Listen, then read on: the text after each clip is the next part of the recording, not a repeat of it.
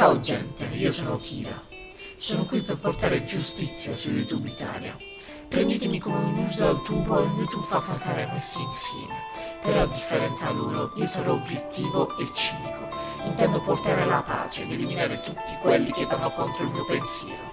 Oggi vi voglio parlare del video eliminato ieri da Anthony Di Francesco, in cui leccava la Nutella dalle tette di Capalicious. Quel video ha creato disordine su YouTube, tanto che Anthony ha pensato bene di eliminarlo. Se l'avete visto sapete benissimo che verso fine video Capalicious ha fatto cadere di proposito la Nutella per farsela leccare da Anthony, con il risultato che tutti avete visto sotto i commenti. Io non mento e dico la verità.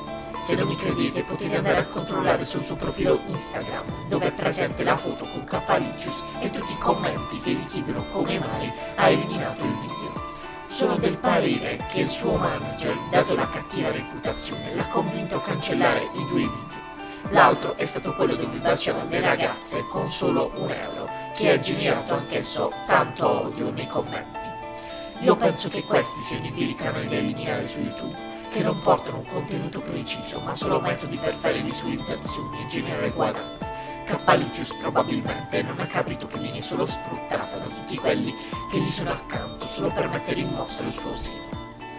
Io sono Kira, sono la giustizia, e insieme costruiremo un nuovo YouTube Italia libera da persone del genere.